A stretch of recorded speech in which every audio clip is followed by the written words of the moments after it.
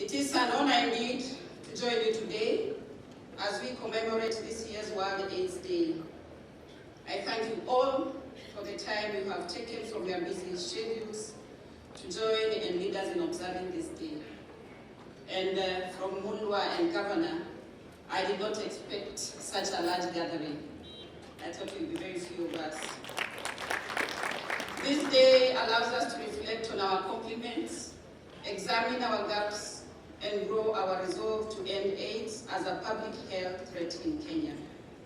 Your presence here reflects your continued support and commitment to ending this epidemic.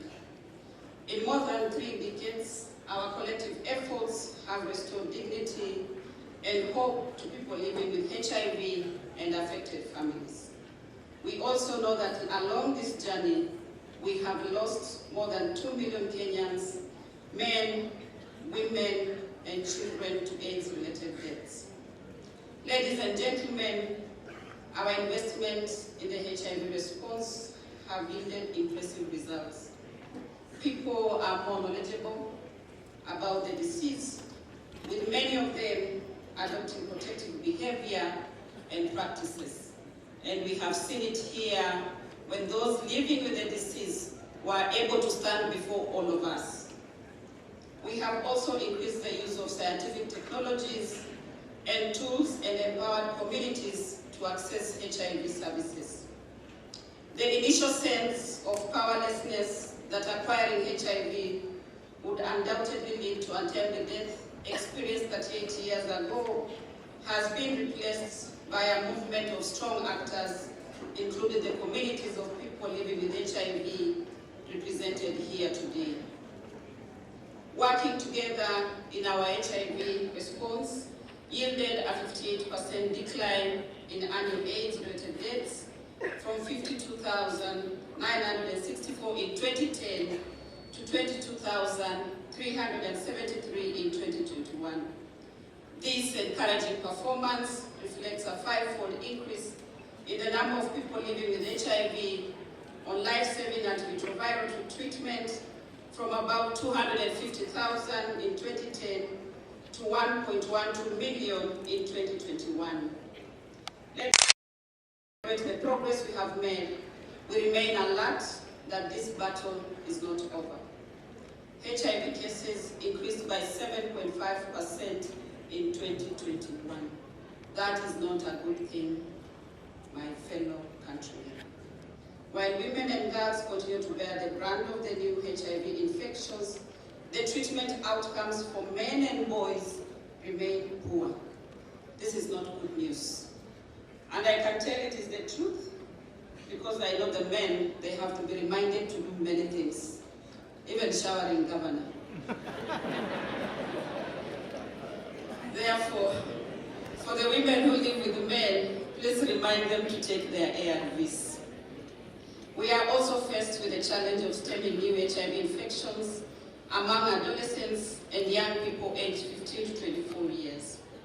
These infections are primarily driven by the layered challenge of adolescent pregnancies and sexual and gender-based violence, now dubbed the triple threat.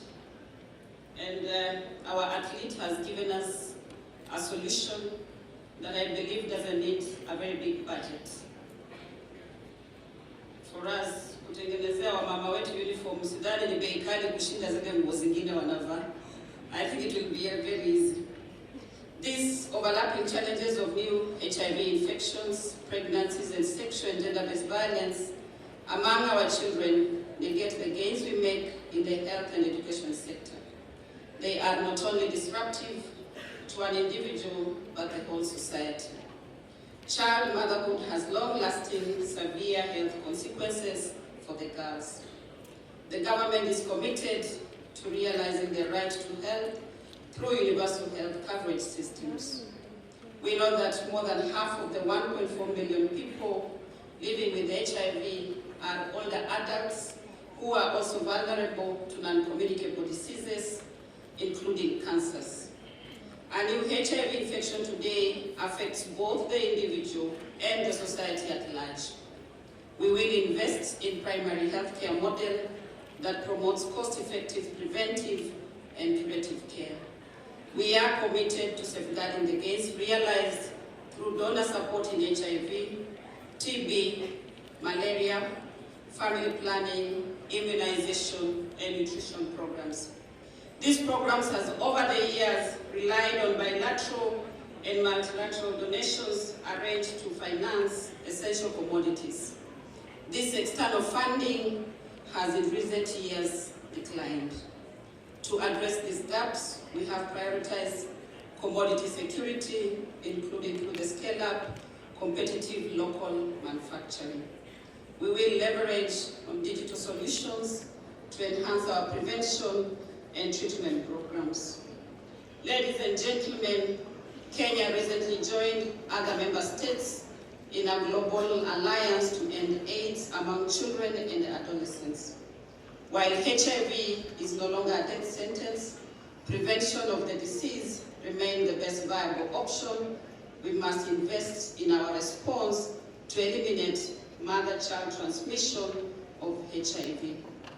Kenya now should join countries such as Botswana, who were recently revalidated by the World Health Organization for having eliminated mother-to-child transmission of HIV.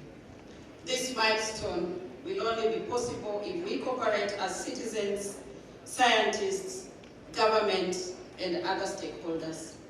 Finally, ladies and gentlemen, I reiterate our commitment to end the AIDS pandemic by providing the highest standard of health to all Kenyans. I appreciate all stakeholders, including donors who have supported the HIV response in Kenya over the years. You have indeed played a critical role in averting new infections and AIDS-related deaths.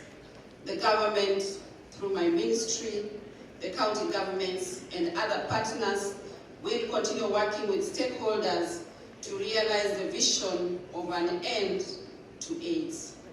I want to take this opportunity to also wish you very, very happy